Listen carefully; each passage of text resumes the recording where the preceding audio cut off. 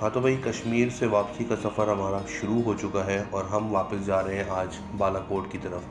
तो ये लहलहाता हुआ दरियाए नीलम, इसका आखिरी दीदार करते हुए थोड़ा दुख भी हो रहा है और साथ साथ खुशी भी इस बात की है कि हमने बड़ी अच्छी यादें इस दरिया और इस वादी के साथ बनाई इस ट्रिप के अंदर। आमतौर पे जो लोग ये कहते हैं कि हम तो अन्ना हैं जो 24 घंटे चौकन्ना रहते हैं, वही गाड़ी में बैठते ही सो जाते हैं। कुछ ऐसा ही हाल जुहेब भाई का भी है। इस वक्त हम पहुंच चुके हैं इंडियन LOC पॉइंट, जहां पर सामने जो जगह देख रहे हैं आप, ये इंडियन ऑक्यूपाइड कश्मीर है। तो यहां पर ज़रूर स्टॉप करें और एक कप चाय के साथ मज़ेदार व्यू एंजॉय करें इंडियन साइड कश्मीर का।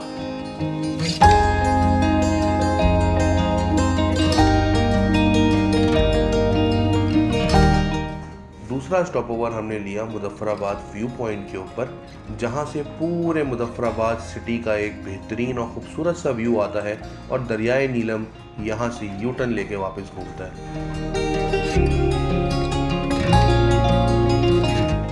आज के दिन में हमारी कोई बहुत ज़्यादा एक्टिविटी नहीं थी क्योंकि ये 31 जनवरी की रात है और हमारा टारगेट ये था कि हम बालाकोट पहुंच जाएं, क्योंकि आज रात में न्यू ईयर नाइट की कुछ सेलिब्रेशन थी जो हम बालाकोट में करने वाले थे। तो फाइनली हम पहुंच चुके हैं अपने होटल पाइन व्यू बालाकोट के अंदर। दोनों कोस्टर्स हमारी खड़ी हो चुकी हैं और ग्रुप सेटल डाउन होना शुरू हो चुका है। आज रात एक बेहतरीन न्यू ईयर नाइट सेलिब्रेशन होगी, उसको भी आपको दिखाएंगे आगे।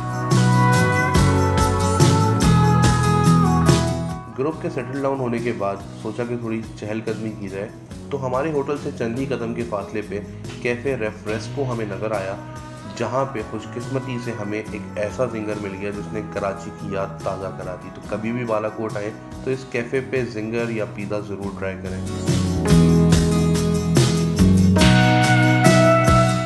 आज रात हमने ग्रुप के लिए ख़ास कर बारबेक्यू का इंतज़ाम किया था, क्योंकि न्यू ईयर नाइट हो तो बारबेक्यू तो मस्ट होता है। तो बारबेक्यू इस वक्त बिल्कुल तैयार हो गया है और आपका भाई खुद इनको सर्व करने के लिए मौजूद है किचन के अंदर, और जल्द ही हम इसको सर्व करना शुरू कर देंगे अपने गेस्ट के साथ।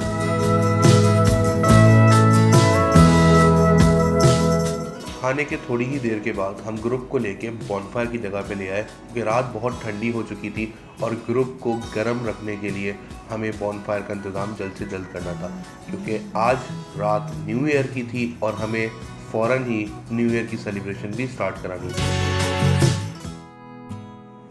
कुछ लोग न्यू ईयर नाइट सेलिब्रेट करते हैं पार्टी करके, कुछ लोग सेलिब्रेट करते हैं सिटी एरिया में, लेकिन हम सेलिब्रेट करते हैं इसको हमेशा किसी ऐसी जगह पे जो शहर से दूर हो, जहाँ पे नेचर हो और जहाँ पे सुकून हो।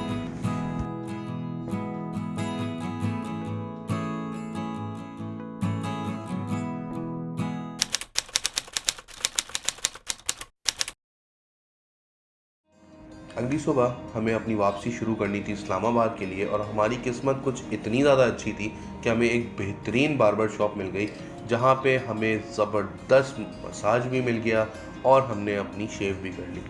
वापसी के सफ़र पे हमें ये नज़ारा देखने को मिला जिसमें कुछ लोग जंगल के अंदर दरख्त काट रहे थे और मेन सड़क के ऊपर उन दरख्तों को सुजुकियों में भर भर के लेके जा रहे थे। शायद मैं नहीं जानता कहाँ लेके जा रहे थे, अगर आप जानते हैं तो ज़रूर बताएं।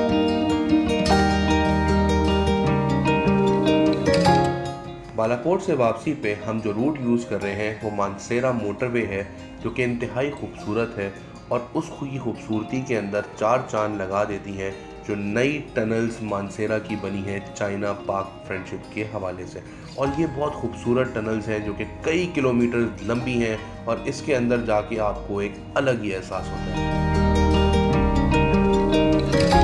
आज हमें वापसी पे खानपुर डैम कवर करना है, तो हम टैक्सिला के करीब पहुंच चुके हैं और ये जगह बहुत ही खूबसूरत है, कदीम भी है और साथ ही हरियाली भी यहाँ पर है, करीब पानी बहुत ज़्यादा है। खानपुर डैम की पहली नज़र सबको पागल कर गई, क्योंकि पानी हम सब की कमज़ोरी है और इस पानी को देखते ही हम सब उतावले हो गए कि जल्द से जल्द हम अपनी गाड़ी खड़ी करें और कश्ती में बैठ के इस पानी से एंजॉय करना शुरू कर दें।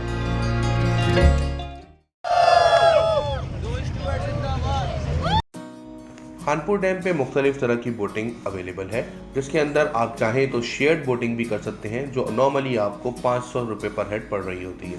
उसके अलावा यहाँ पे जेट स्की की भी सहूलत मौजूद है। तो हम अपने ग्रुप को लेके एक बोट के अंदर ले गए सीधा आइलैंड, जहाँ पे होने वाला था ज़बरदस्त एडवेंचर शुरू।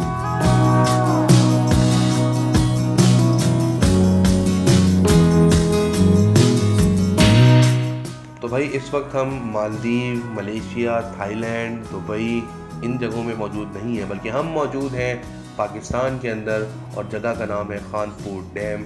और यहाँ पर हो रही है पैरासेलिंग, और ये पैरासेलिंग सिर्फ और सिर्फ 3,500 रुपये के अंदर आप कर सकते हैं। हमारे साथ तकरीबन 42 पर्सन थे, जिसमें से अराउंड 39 पर्सन ने पैरासेलिंग की एक्टिविटी अटेम्प्ट की। तो इन तमाम लोगों को पैरासेलिंग कराते कराते वक्त का पता ही नहीं चला, और हमारी बारी आई सबसे एंड में।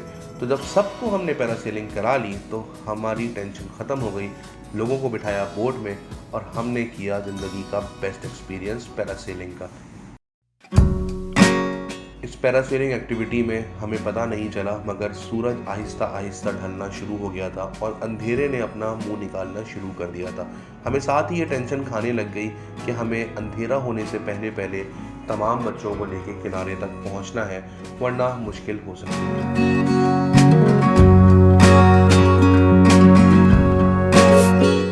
अभी हमने अपना सफ़र शुरू कर दिया है वापस इस्लामाबाद की तरफ। ये सफ़र हमें तकरीबन 2 घंटे के अंदर इस्लामाबाद पहुंचा देगा, और ये दिन हमारा बहुत थकन से भरपूर था। तो इस्लामाबाद पहुंचते ही डिनर करने के फ़ौरन बाद हमने सोने की तैयारी करना शुरू कर दी।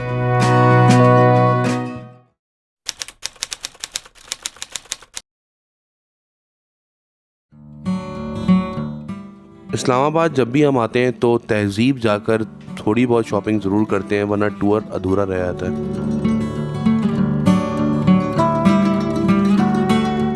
हमने कोशिश की थी कि हम सबसे आखिरी फ़्लाइट लें, रात 9:30 बजे की फ़्लाइट लेना की। तो अब हम इस्लामाबाद एयरपोर्ट की तरफ रवाना हो चुके हैं, क्योंकि आज रात की 9:30 बजे की फ़्लाइट से हमें कराची वापस आना है। इस्लामाबाद एयरपोर्ट का रास्ता बहुत ही खूबसूरत है, और हर तरफ यहाँ पे अब सोसाइटीज़ बन रही हैं। ख़ुद इस्लामाबाद एयरपोर्ट बहुत ही प्यारा, बहुत ही बड़ा है, जहाँ पर आके आपको एक अलग ही मुनफरिद फीलिंग आती है और एहसास होता है कि इंटरनेशनल एयरपोर्ट का स्टैंडर्ड ऐसा ही होना चाहिए। एयरपोर्ट पे पहुंचते ही फटाफट हमने अपनी ट्रॉली ली, जिस पे अपना सामान रख के हमने जाना शुरू कर दिया टूवर्ड्स बोर्डिंग एरिया, ताकि हम अपनी बोर्डिंग करा लें। क्योंकि मुझे शौक़ है कि हमेशा विंडो सीट होनी चाहिए और इमरजेंसी गेट की सीट होनी चाहिए, ताकि लेग स्पेस मिल सके, और उसके लिए पहले पहुंचना पड़ता है। बोर्डिंग पास लेने से पहले आखिरी बार वॉशरूम का चक्कर लगा लिया, क्योंकि उसके बाद डायरेक्ट जहाज़ में बैठना था और टाइम नहीं मिल पाता। वॉशरूम से फ्री होने के फ़ौरन बाद बोर्डिंग पास अपना कलेक्ट किया, और फाइनली हमें हमारी सीट 11F मिल चुकी है, जो कि विंडो सीट है और इमरजेंसी गेट की सीट है।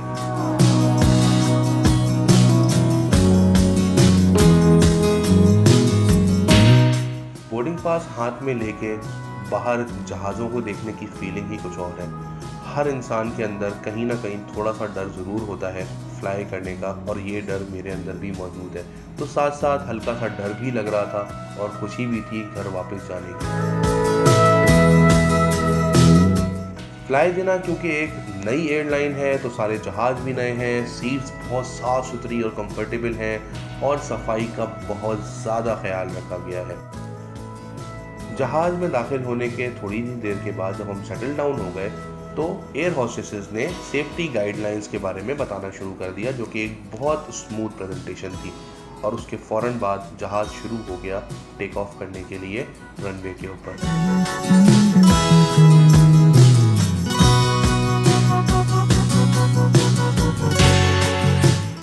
जहाज़ के टेक ऑफ करने के फ़ौरन ही बाद आपका भाई सीधा चला गया वॉशरूम, क्योंकि उसके बाद वॉशरूम पे रश हो जाता है। तो सबसे पहले वॉशरूम से फ्री हो गए और वॉशरूम का भी एक छोटा सा रिव्यू कर लिया, और साथ ही हमारा डिनर हमारी टेबल पे सर्व हो चुका था, क्योंकि एक सैंडविच था और साथ पानी की बॉटल थी।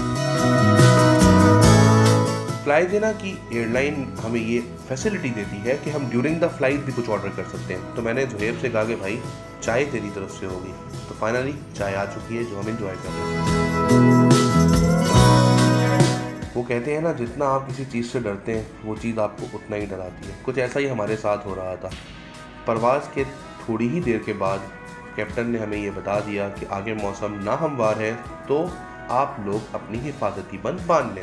हिफाजती बंद बांधने की देर थी कि बस जहाज़ ने टर्बुलेंस स्टार्ट कर दी और आप देख सकते हैं मेरी हालत।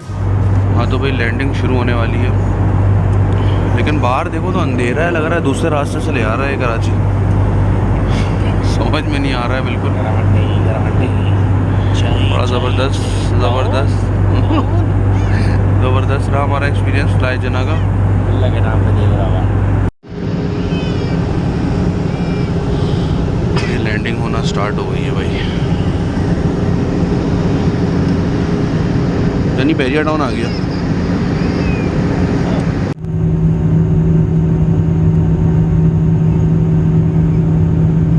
यानी हम मोड़ रहे हैं, फुल स्पीड में काट रहा है।